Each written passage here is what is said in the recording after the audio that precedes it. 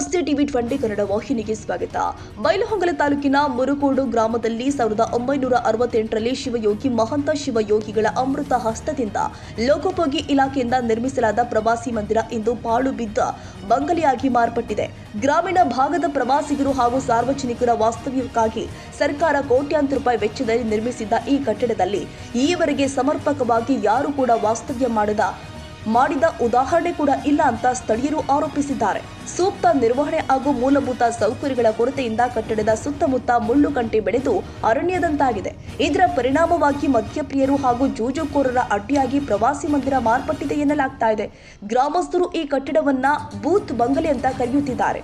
ಪಾಳು ಬಿದ್ದಿರುವ ಕಟ್ಟಡವನ್ನ ತೆರವುಗೊಳಿಸಿ ಅದೇ ಸ್ಥಳದಲ್ಲಿ ನೂತನ ಹಾಗೂ ಸುಸಜ್ಜಿತ ಪ್ರವಾಸಿ ಮಂದಿರ ನಿರ್ಮಿಸಬೇಕು ಅಂತ ಗ್ರಾಮಸ್ಥರು ಹಾಗೂ ಕನ್ನಡಪರ ಸಂಘಟನೆಗಳು ಸರ್ಕಾರಕ್ಕೆ ಒತ್ತಾಯ ಮಾಡ್ತಾ ಇದೆ.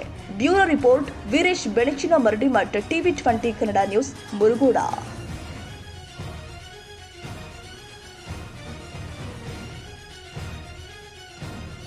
ಕನ್ನಡಿಗರ ಮೆಚ್ಚಿನ ನಿಮ್ಮ ಟಿವಿ 20 ಕನ್ನಡ ವಾಹಿನಿ ಇದೀಗ ಟಿವಿಯಲ್ಲಿ ಲಭ್ಯ. ಕರ್ನಾಟಕ ಮತ್ತು ದೇಶ ವಿದೇಶದ 360 ಡಿಗ್ರಿ ಸುದ್ದಿ ವಿವರವನ್ನ ಪಡೆಯುವುದಕ್ಕೆ ಟಿವಿ 20 ವಾಹಿನಿಯನ್ನು ಲೈಕ್ ಮಾಡಿ, ವಿಡಿಯೋಗಳನ್ನು ಶೇರ್ ಮಾಡಿ, ಕಮೆಂಟ್ ಮಾಡಿ, ಸಬ್ಸ್ಕ್ರೈಬ್ ಮಾಡಿ.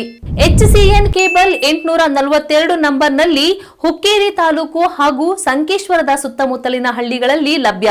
PCN ಕೇಬಲ್ 129 ನಂಬರ್ನಲ್ಲಿ ಹಾರುಗೆರೆ ಸುತ್ತಮುತ್ತಲಿನ ಹಳ್ಳಿಗಳಲ್ಲಿ ಲಭ್ಯ. ರಾಯಬಾಗ್ ಡಿಜಿಟಲ್ ಚಾನೆಲ್ ಕೇಬಲ್ 80ನೇ ನಂಬರ್ನಲ್ಲಿ ರಾಯಬಾಗ ತಾಲೂಕಿನ ಸುತ್ತಮುತ್ತಲಿನ ಹಳ್ಳಿಗಳಲ್ಲಿ ಲಭ್ಯ.